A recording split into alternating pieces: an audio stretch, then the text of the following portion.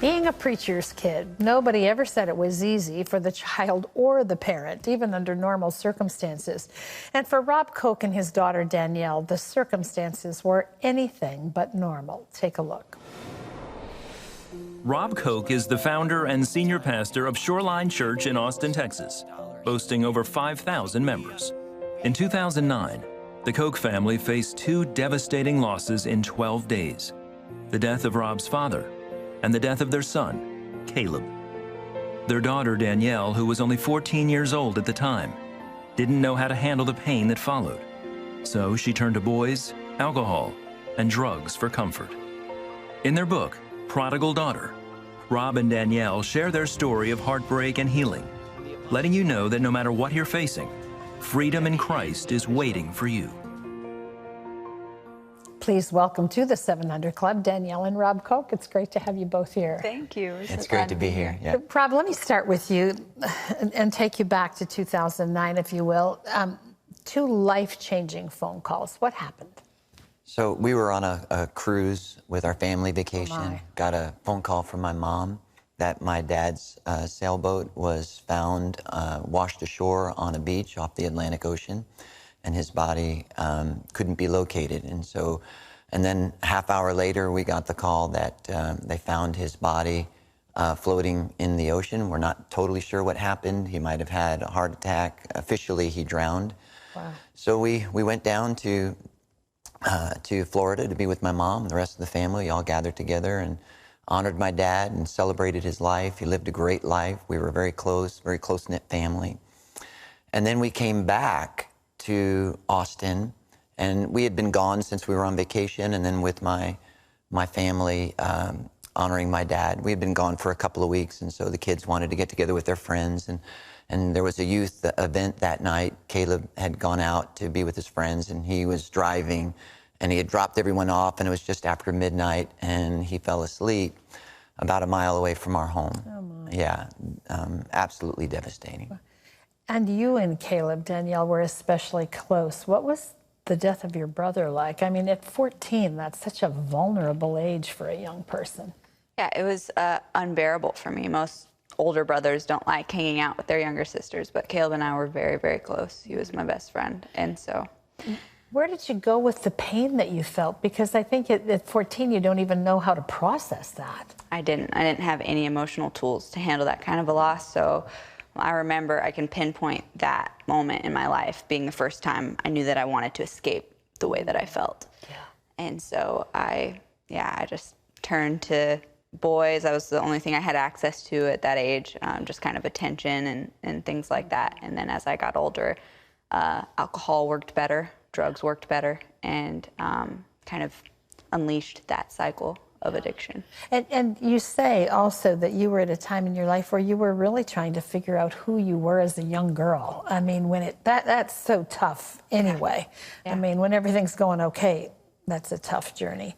Yeah. Rob, here you are, you're a pastor and you're busy. And I mean, when you lose a child, I mean, for the parent, it's a devastating thing. Yeah, so you go through an experience of losing a child, and that's not the way it's supposed to be. Exactly. You know, when my dad passed, that's what sons do, right? They bury their father.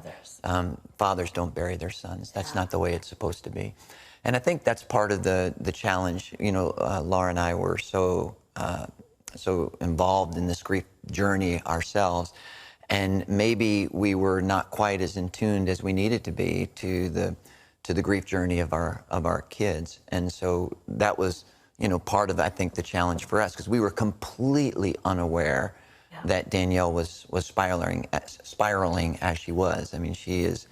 I often say she was the most delightful addict you'd ever meet, because she's so. Those are the worst. Yeah. So Danielle, you get into these things that were masking your pain and just kind of helping you escape the trauma of the whole thing. What caused you to hit rock bottom? So for me, I had kind of been in this cycle for a while. At one point, I came home from college, so I went to college, and that's where kind of went out of control. Everything escalated. I came home for a little bit, knew that I needed help, but wasn't convinced I was an addict, thought I was too young kind of thing. And then I ultimately went back to college, and I found myself in these same low, dark places over and over again, and it just hit me like, this is my history repeating itself, and it's gonna continue to repeat itself if I don't change.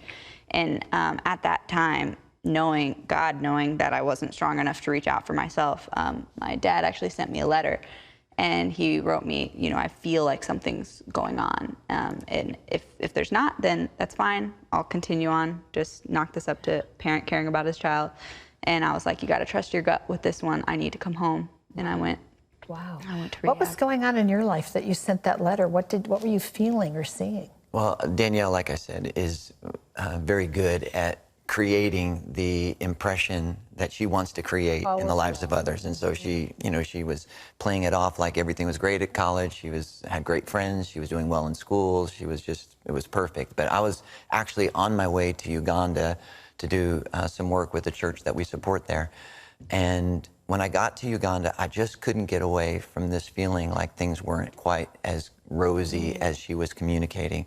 Yeah. I look back on it now, and I know it was the Holy Spirit that was just prompting me. And so I wrote her a letter, and I said, listen, Danielle, this is all the things that you said. If at the end of the day, that's the way it is, awesome. But I can't help but think that there's something not right. That's not right. And here's the opportunity. And when she said, trust your gut on this one, it set in motion a whole, you know, course of events that really brought her to a place of total healing and recovery, which we're so grateful for. Absolutely. What advice, I mean, you've written, we're skimming the surface of your story in the book Prodigal Daughter, which book you wrote together. What advice would you give to parents who have kids who are struggling with addiction to things, with maybe inappropriate relationships? I mean, it can be anything. Well, we would absolutely, through this book, want to communicate that there is hope, that there is hope for healing, there's hope for deliverance, that there is an opportunity for people to be set free. Addiction is a horrible challenge in our nation and in people's lives. It's not something that you get out of easily. Exactly. It's something that takes prayer, it takes community, it takes faith, it takes the work of the Holy Spirit, it takes an individual who is willing and ready to make changes. What would you say to young people? To both addicts and loved ones of addicts, is that they're not alone. Yeah. And that we're all in this together. You've got to kind of let someone help you, don't you? Yeah, you really do. Your life has turned around. You just got married recently. I did. Yes. Very happy with that That's decision. awesome. When were you married? 2 months ago. Oh, wow. That's wonderful. So your life is on a completely different path at this point. Well, congratulations. Thank you so much. That's really great. And thank you both for what you've written in this book. I mean, I think it's, you know, sometimes hard to go back and relive the struggle, but you've done it in a way that is so helpful to other people. And so I want to tell you there's so much more to Rob and Danielle's journey to healing and wholeness, and it's all right here in their new book. It's called Prodigal Daughter. It's available nationwide. Highly recommend it for you or someone you know that's struggling. Great to have you here. Thank you. Thank you both.